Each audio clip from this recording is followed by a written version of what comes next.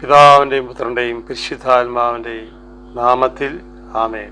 എല്ലാവർക്കും നല്ലൊരു പ്രഭാതം, നല്ലൊരു പ്രാർത്ഥന ദിവസമാക്കി മാറ്റണമെന്ന് പ്രാർത്ഥിച്ചുകൊണ്ട് ദൈവമായ കർത്താവ് നമ്മളോട് പറയുകയാണ്,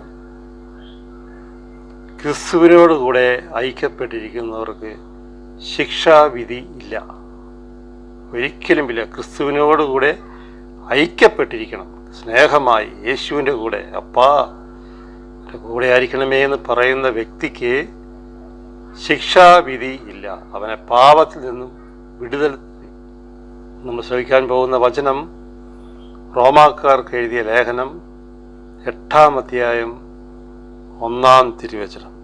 ആകയാൽ ഇപ്പോൾ യേശു ക്രിസ്തുവിനോട് ഐക്യപ്പെട്ടിരിക്കുന്നവർക്ക് ശിക്ഷാവിധി ഇല്ല. ക്രിസ്തുവിനൂടെ ഐക്യപ്പെട്ടിരിക്കുന്നവർക്ക് ശിക്ഷാവിധി ഇല്ലെന്നാണ് യേശുനാഥൻ പറയുന്നത്. എന്നാൽ യേശു ക്രിസ്തുവിനൂടെ ജീവിതത്തിൽ അവൻ എന്നും ഉയർന്നു തന്നെ നിൽക്കും. തകരാൻ യേശുനാഥൻ അനുവദിക്കില്ല.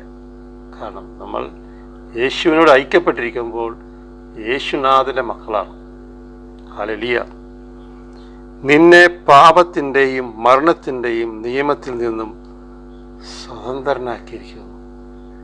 ഒരു അപകടത്തിൽ നിന്നും രോഗപീഠയിൽ നിന്നും ഒക്കെ കർത്താവ് നിന്നെ രക്ഷിച്ചിരിക്കും. എപ്പോഴാണെന്നറിയാമോ?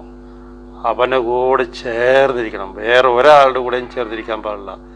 യേശു ക്രിസ്തുവിനോട് കൂടെ അവൻ്റെ ശരീരത്തോട് ചേർന്നിരിക്കുമ്പോൾ നാം രക്ഷ പ്രാപിക്കും. അതാണ് യേശു പറയുന്നത്. യേശു ക്രിസ്തുവിനോട് കൂടെ ഐക്യപ്പെട്ടിരിക്കുന്നവർക്ക് ശിക്ഷ ഇല്ല, രക്ഷ മാത്രമേ ഞങ്ങളിലുണ്ടാവൂ. ദൈവമായ കർത്താവേ, നിന്നെ അറിയാതെ പല വിധത്തിലും ഓടിക്കൊണ്ടിരിക്കുന്ന ഓരോ മകനെയും മകളെയും മാതാപിതാക്കളെയും പിതാവായ ദൈവമേ പുത്രൻ്റെ നാമത്തിൽ സമർപ്പിക്കുന്നു. അവനെ പ്രസവിച്ച് മുലയൂട്ടി വളർത്തിയ അമ്മയുടെ വിമല ഹൃദയം വഴി സമർപ്പിച്ചുകൊണ്ട് പിതാവിൻ്റെയും പുത്രൻ്റെയും പരിശുദ്ധാത്മാവിൻ്റെയും നാമത്തിൽ അനുഗ്രഹിക്കട്ടെ എന്ന് വചനം അയച്ച് പ്രാർത്ഥിക്കുന്നു. ഹല്ലേലൂയ. Praise the Lord.